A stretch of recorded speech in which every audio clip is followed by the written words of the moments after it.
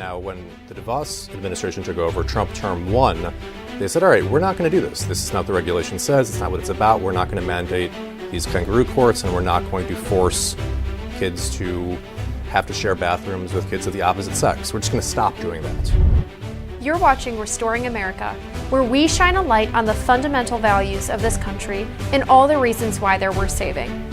This week, we're going to talk about the deep state and how the next conservative administration could actually use it to its advantage. I'm Kaylee McGee-White, and this is Restoring America.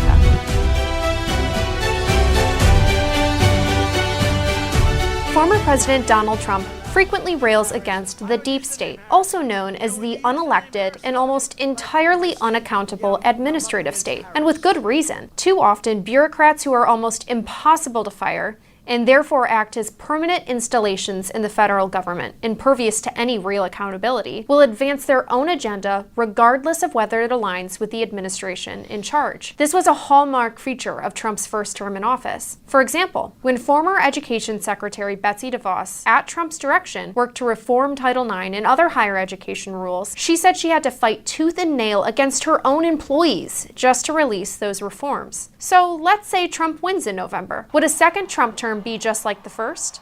Or are there ways Trump can actually use the bureaucracy and its many administrative rules to his advantage? My guest today has argued there may in fact be a way to advance a conservative agenda without draining the swamp. But before we get to him, make sure to subscribe and hit that like button, and for more, head to washingtonexaminer.com. With me today is Max Eden, a senior fellow at the American Enterprise Institute and a contributor for the Washington Examiner. Max, thanks so much for joining us. You have written a lot about the bureaucracy, specifically regulatory rules that the next conservative administration could potentially use to implement a conservative agenda, and specifically in regards to education and higher education. What are one or two of those rules that you expect the next conservative administration could take and use to their advantage? One rule, I think the rule that's on the top of everybody's mind right now, is Title IX.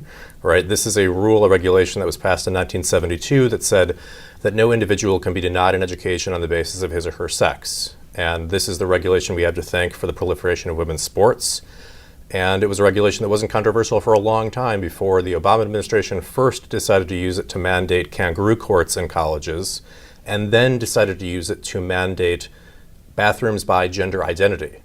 Now, when the DeVos administration took over, Trump term 1, they said, all right, we're not going to do this. This is not what the regulation says. It's not what it's about. We're not going to mandate these kangaroo courts, and we're not going to force kids to have to share bathrooms with kids of the opposite sex. We're just going to stop doing that. The Biden administration, of course, redid it with a vengeance and is going so far using it to say, hey, you need to address somebody by whatever gender they identify with, and we're not going to tell you what a gender is because who can say what a gender is, right? So Trump term 2 could do what Trump term 1 did and simply say, we're not going to do that anymore.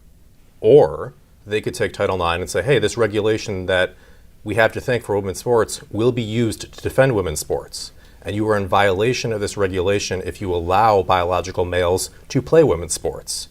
Right? We saw a gesture towards this around the end of the first Trump administration. They told Connecticut, you're out of compliance with Title IX because you're letting men play in girls' track. Now, that investigation didn't conclude, but Trump could pick it back up, and he could use that to solve the sports issue. He could also use it to go further and, solve the bathroom issue. It's against Title IX to allow children to use their sense of gender identity to determine their bathroom. That it's perfectly reasonable. In fact, schools must allocate their bathrooms by sex at birth. And they could go further than that using either Title IX or the Federal Education Privacy Rights Act and say to these schools that are currently transitioning students behind parents' backs, right? A kid comes in, girl comes in, says, I want to be addressed as a boy. School says, all right, we're going to address you as a boy, and if your parents ask, you're still a girl. They can use either Title IX or FERPA to tell all schools, if you continue to do that, you're out of compliance, you're losing federal funds. Now, normally conservatives are wary of the bureaucracy because it is unelected, it's largely unaccountable. What is the argument for using the bureaucracy as it exists to advance conservatism versus, let's say, draining the swamp entirely and trying to get rid of a lot of these people and agencies? Yeah, I mean, I would be totally supportive of getting rid of the Department of Education. That is not something the Republican Party actually has supported in practice, right? People make a big deal of, oh, Trump's running on abolishing the Department of Education. Well, Trump ran on that in 2016 too. And when Betsy DeVos tried to cut funding by a very small amount, about 5%, she got just raked over the coals by Republicans. It wasn't just that the Democrats went up in arms and the vote failed on party lines. Republicans tore into her in committee hearings, and it was a huge black eye in her administration. So if you're not going to get rid of it, then the question is, do you just try to pare it back and tame it, or do you try to use it? And for many years, I think the stock conservative answer was, we shouldn't be aggressive with these tools, because if we do this onto them, they will do it back onto us, and they'll do it onto us twice as hard. I think that argument's fallen out of favor. I think they're already doing it. And they will do more of it anyway. And trust me, they are not looking to conservative education policy lawyers for novel, brilliant ideas of what else they can do. They know what they want to do, and they will do it regardless. And so the argument that's carrying favor right now is, okay, if there's any hope at de-escalation, then you get to de-escalation through escalation.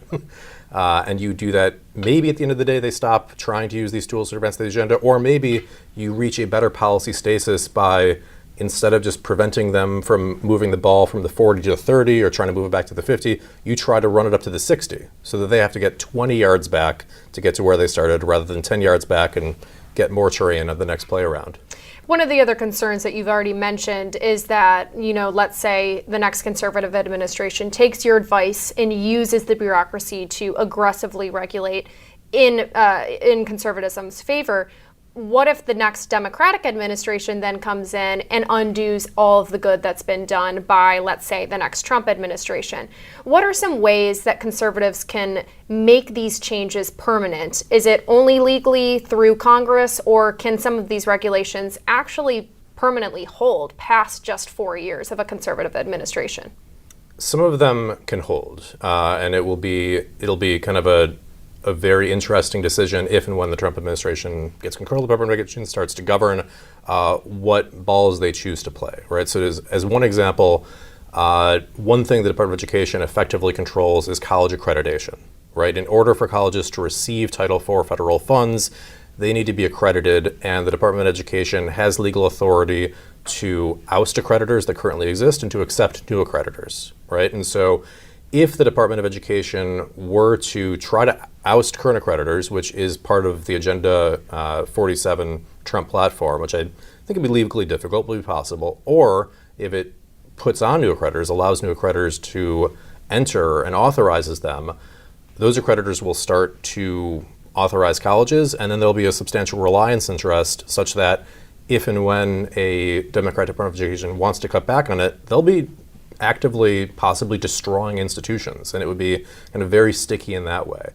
The other thing that the Trump administration can do, and you're seeing part of it play out, is use the regulatory process rather than Dear Colleague letters, or in addition to Dear Colleague letters, right? So the Biden Department of Education spent the better part of 3 years trying to implement their Title IX regulation, and once it was implemented, they were sued by more than half the states in the union, and it seems reasonably likely that that will be stopped in court. And so there'll be other areas where the Trump administration can similarly kind of try to make a hard regulation that, yeah, they will come at it, and they will try to undo it, and they might.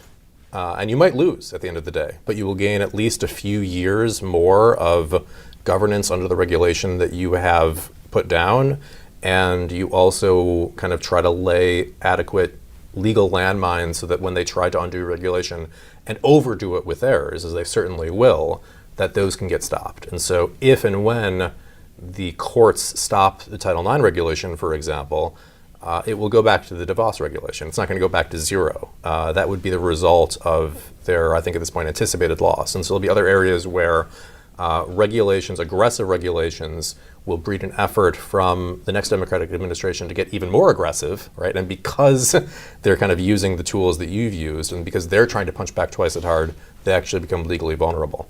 Well, let's just hope there is a next conservative administration to take advantage of this strategy. Thanks so much for joining.